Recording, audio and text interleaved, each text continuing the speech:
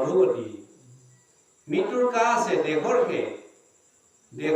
ধৰ্ম জন্ম মৰণ। এই কথাটো আমি প্ৰত্যেকে উপলব্ধি কৰিব লাগিব যে আমি 84 লক্ষ জনীত অতিক্ৰম কৰি আহি আমি মনুষ্য জন্মটো লাভ কৰিছিলোঁ। 20 লক্ষ স্থাৱৰ জনীত গছ গছনিত আমি 20 লাখ বাৰ আমি অতিক্ৰম কৰি আহিছোঁ। আমি আগত পূৰ্বজন্মত গছ গছনি ৰূপে 20 লাখ বাৰ অতিক্ৰম কৰি আহিছিলোঁ।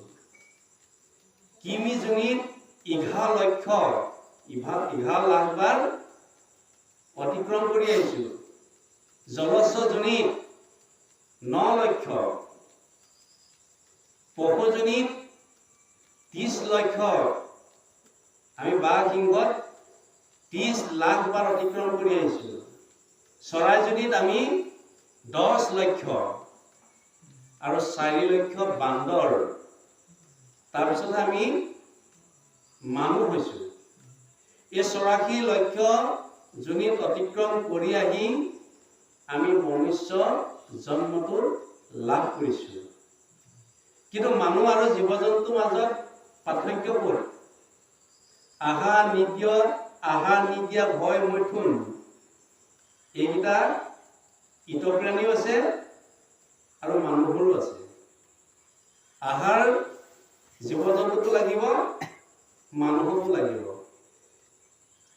টোপনি নিদ্ৰা মানুহো আছে আৰু জীৱ জন্তুও আছে। ভয় মৃত্যু ভয় কা নাই? জীৱ জন্তু আছে, মানুহৰো আছে। মৈথুন বংশৰ বিস্তাৰ কৰিব পৰা গুণটো জীৱ জন্তু আছে আৰু মানুহৰো আছে। কিন্তু মানুহ আৰু জীৱ জন্তুৰ মাজত পাৰ্থক্য এটা কি আছে? মানুহৰ বিজ্ঞান আছে কিন্তু জীৱৰ বিজ্ঞান নাই।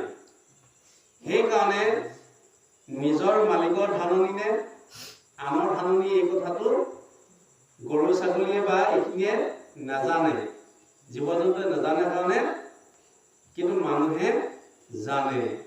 কিন্তু জনা স্বত্বেও আমি মানুহ হৈও পশুলৈ ৰূপান্তৰ হ'ব লগা হয়।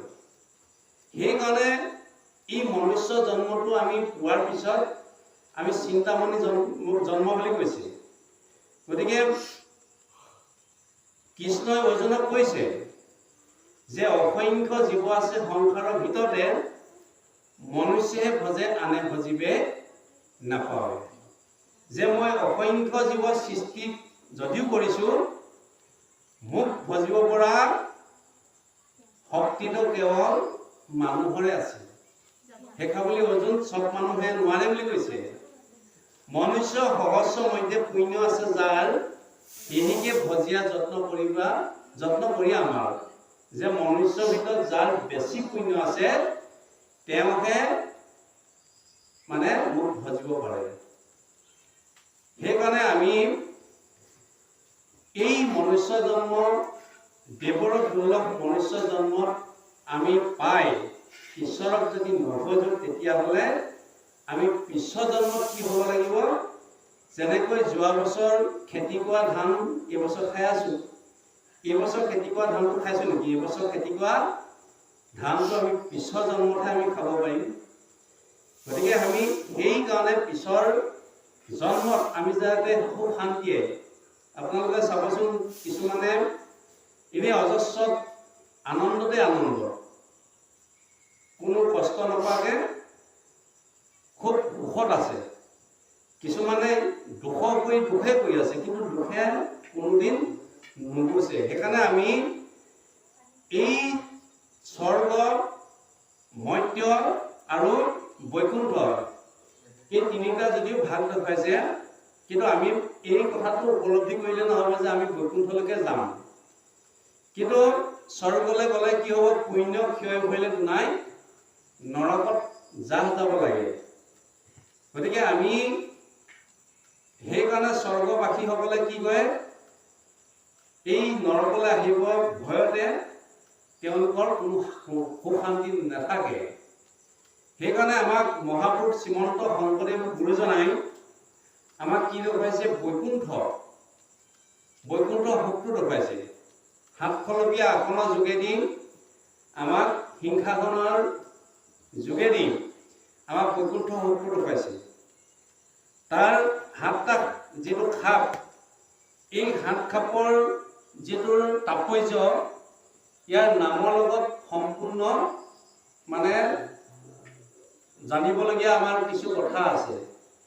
প্ৰথম দুৱাৰখন হৈছে বৈকুণ্ঠৰ প্ৰথম দুৱাৰখন হৈছে শান্ত বিলাস।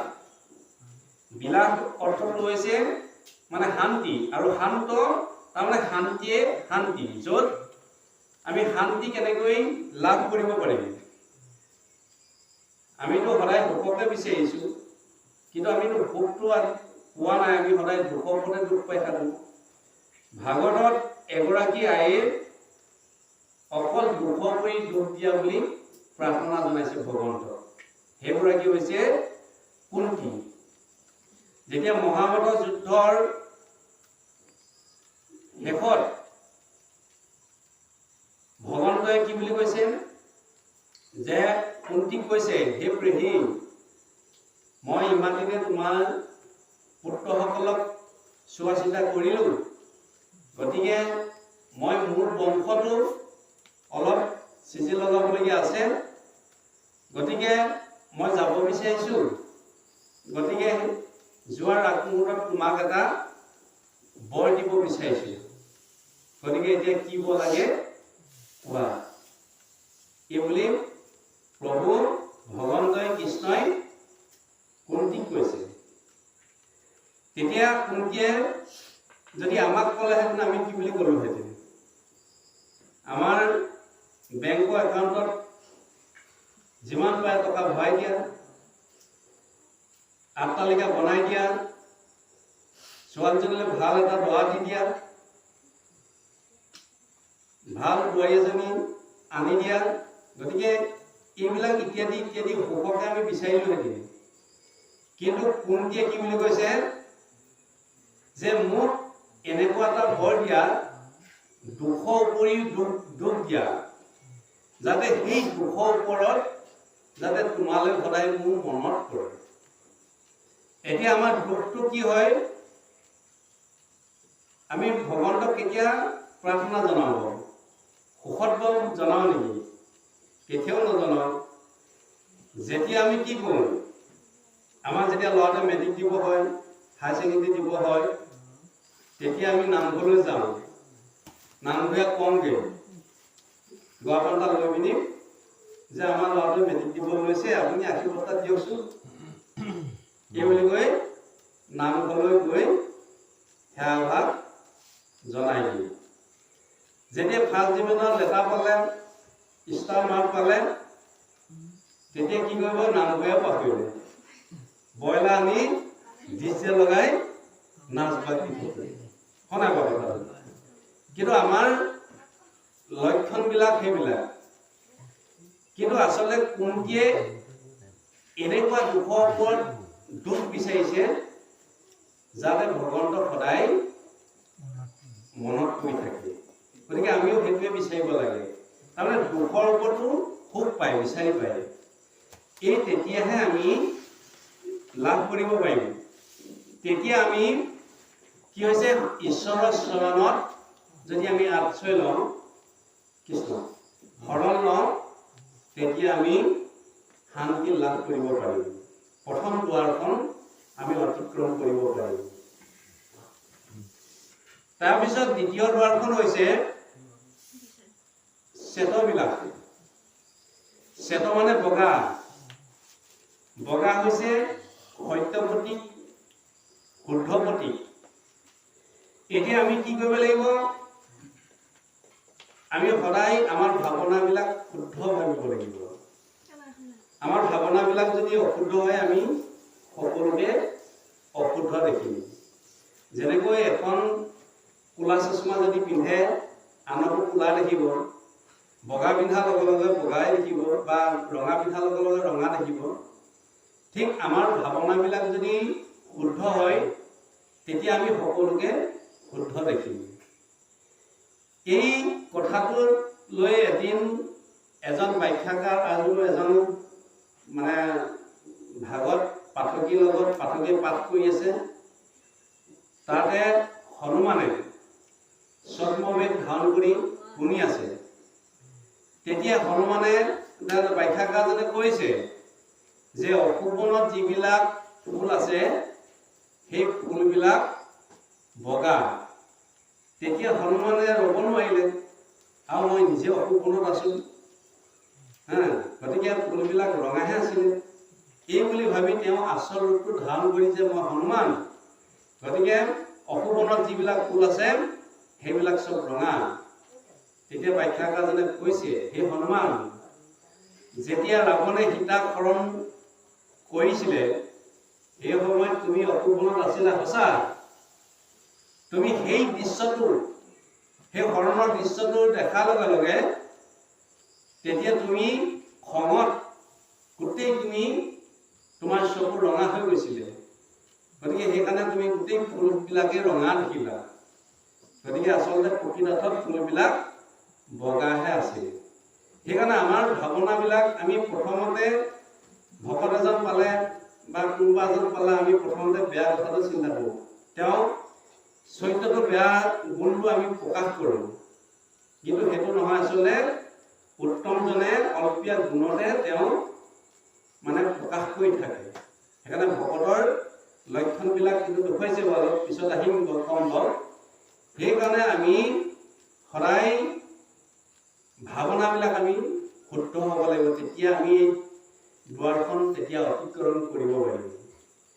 তাৰপিছত আছে পদ্মবিলাক। পদ্ম হৈছে পদুম ফুল। পদুম ফুলৰ বিশেষ গুণটো হৈছে ই পানী আৰু বোকাৰ মাজত থাকিও কেতিয়াও সি লিপ্ত হৈ নাথাকে।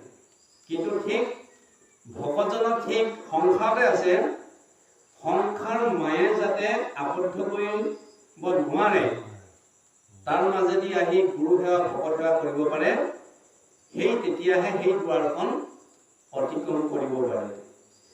তাৰপিছত আছে কনক দণ্ড। কনক হৈছে সোণ, দণ্ড মানে লাঠি। এতিয়া লাঠি হৈছে নিজৰ অস্তিত্ব নাই, ই আনে বগৰাই দিলেহে সি বাগৰে। ঠিক আমি যেতিয়ালৈকে ঈশ্বৰ মানে একান্ত গুৰুক যেতিয়ালৈকে আমি শৰণ নল'ম, আশ্ৰয় নল'ম, শৰণ লোৱাৰ পিছত যেতিয়া আমাক সেই গুৰুৱে যেতিয়া আমাক কথাখিনি শিকাব, যিখিনি আমাক পালন কৰিবলৈ ক'ব, কৰোঁতে তেতিয়া আমি কি হ'মগে, এজন মূল্যৱান, তাৰমানে গুণলৈ ৰূপান্তৰ হ'ম, মূল্যৱান বস্তুলৈ তেতিয়া ৰূপান্তৰ হ'ম। যেনেকৈ পাঠাচাৰ্য, নামাচাৰ্য এইবিলাক কেতিয়া হৈছে, প্ৰথমতেতো নাছিলে, কৰোঁতে অভ্যাস কৰোঁতে তেতিয়ালে তেওঁ সেই মানে মূল্যৱান বস্তুলৈ ৰূপান্তৰ হ'ল। তাৰপিছত হৈছে ৰাজহংস। যেনেকৈ মানে ৰাজহাঁহ যেনেকৈ সদায় গাখীৰ আৰু পানী এই দুটাৰ মাজৰ পৰা গাখীৰহে নিৰ্বাচন কৰিব মানে খাব পাৰে বা উলিয়াব পাৰে। ঠিক আমি বেয়া কি ভাল কি এই দুটা বিশ্লেষণ কৰি ভাল গুণটো লৈ বেয়াবিলাক পৰিহাৰ কৰিব লাগিব, তেতিয়া আমি সেই দুৱাৰখন অতিক্ৰম কৰিব পাৰিম। শেষত আছে কি হৈছে গোলক ধাম।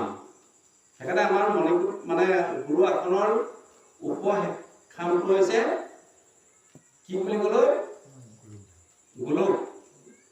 গো হৈছে বেদ, লোক মানে স্থান, য'ত বেদৰ বাণী